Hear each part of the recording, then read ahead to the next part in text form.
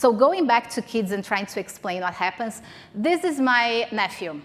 He's now 6, but he used to be 3 when this picture was taken. And the story behind it is that he asked my sister for an espresso. She said, "Mom, I want to drink an espresso." He loves coffee, the coffee smell. And she said, "No, you can't. You're just a child. Children cannot have coffee. You're not going to have an espresso." He went back to his room. He picked up the umbrella and the hat. He came back walking real slowly and said, "I'm an old man, and old men deserve to have what they want. I want an espresso." That's his reaction. The fun thing about it is that kids, they keep up on the expensive mode for a while. They keep up growing on that, and they become more and more expensive until something happens to their lives. They go to school. That's when we start being reductive. And this is a great example of that. Do you know these emails that we receive with fun answers to tests at school? So I love this one where the teacher asked, "Expand the equation." The answer to that, the kid gave an answer that's brilliant. She expanded the equation. Isn't it cool?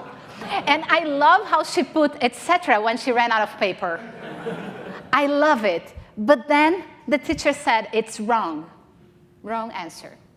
So when your teacher starts saying that there is only one right answer to your questions, you start becoming reductive. You're starting to de-learn what you know about creativity. And then you're just wired to to produce one answer, to find the right thing, and not to be creative anymore, which is really sad. So one thing to keep in mind is that we do need both modes. Again, we need to be reductive, but what we want to try is to make the best out of the expensive modes that we have, the expensive moments that we have. So think about you having one single idea to do something with your business. Then you decided to talk to someone else, and then they come up with a new answer. Now you have 2. You already have double. You already have 100% more. Have you thought about that? Just having 2 ideas helps you make better decisions. To end this chapter here, I wanted to keep this question in mind with the true intent of trying to answer it. How do I make the most of the time we've chosen to be expensive? That's your commitment to yourself and to your teams. How you're going to foster creative thinking and expensive thinking in your organization. With that, we move to the second chapter here, the rivers of thinking. Theory that underpins that comes from this man, and we proudly stole it from him. He's called Edward de Bono. Now he's around 85 or something. He's a scientist. He wrote a lot about brains and creativity and how we work. And in one of his earliest books, he created a metaphor, and that's the metaphor that I'm going to work with you guys today.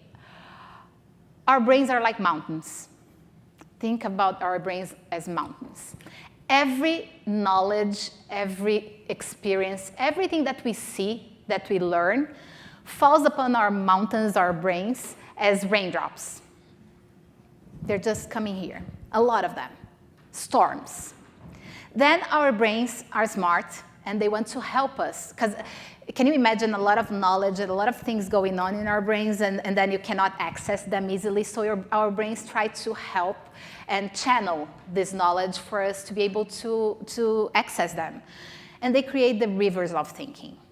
They create rivers. This water goes deep into rivers in our brains, and that's what we access every day, rivers of thinking. They are fantastic. Rivers of thinking are a good thing. We all have them, and it's good to have them, be conscious, it's nice. They keep us safe, they keep us efficient, they keep us highly productive. We don't try 10 different ways of tying up our shoes in the morning. Well, at least I don't know if some of you do, but you don't try 10 different ways of putting your clothes on or tying up your shoes because you need to be efficient.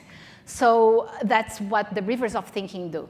They help us learn and keep this memory and have access to it every time we need. So when we were talking about this challenge before, we were accessing our rivers of thinking. And as there is no similar experience to tap into, we just don't know what to do because we're not used to go out of the rivers of thinking.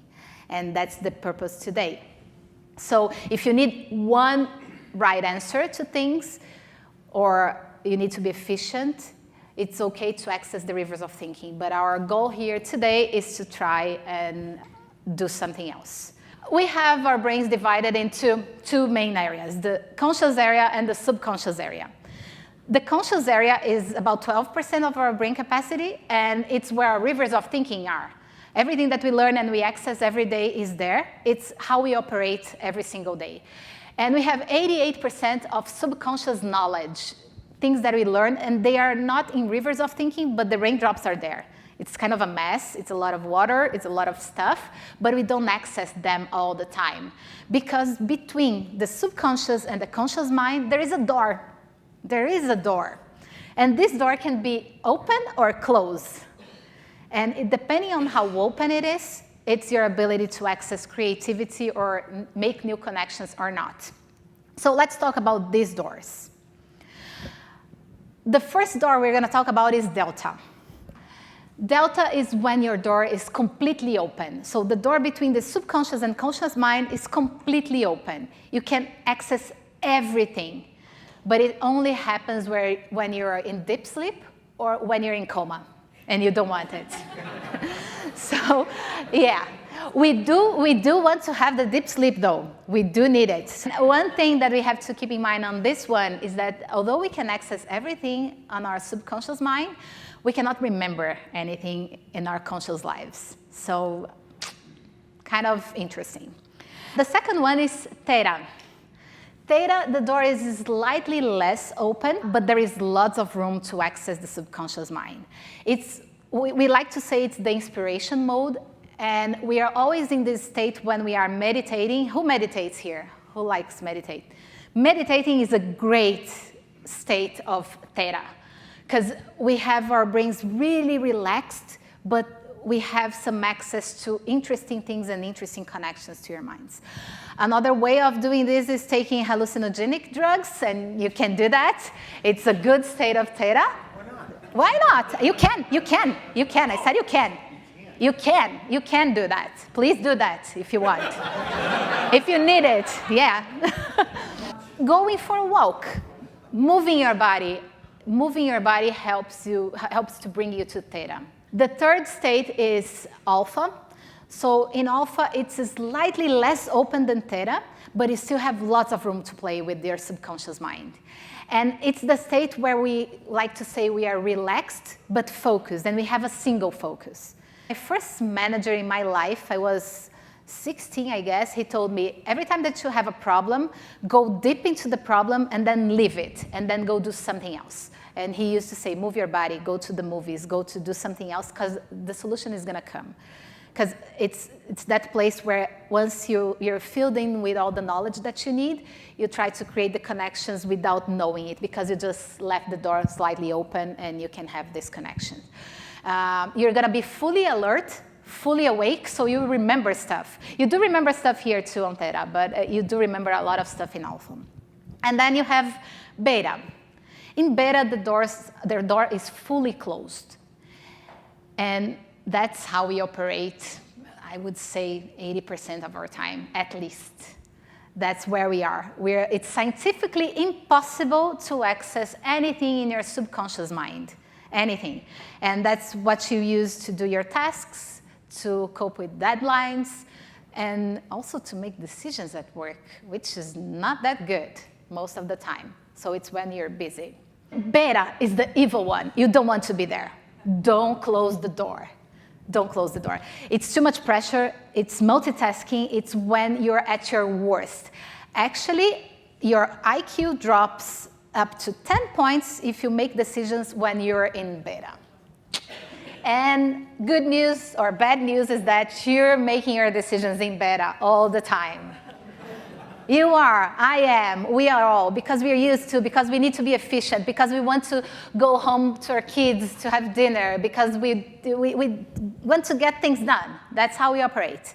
But try not to do that. So let's try to explore the other ways and how we can be on the green side, how we can be on theta. So Theta is good for individual works. There is a fun story about theta. Thomas Edison, the inventor, he used to sit down, put a coin between his knees, hold them with his knees, and rest his feet over a silver tray, and sleep. When he's relaxing, so early stages of sleep, the coin would drop. And he would wake up with the noise, and he would write down his ideas. That's allegedly where the expression, the penny has dropped, came from. So that's what they say about having good ideas on the early stages of sleep. So when you have a problem and you go to bed and you forget about it, and then you wake up, you have the solution, you were in theta. You were trying to access this in theta. And then alpha is perfect. That's where you want to be. Of course, you like to be in theta at work too, but it's harder because it's kind of, you're still dreaming a bit, so you want to be more focused. And on alpha, you are relaxed but focused. So that's where you want to be most of your time.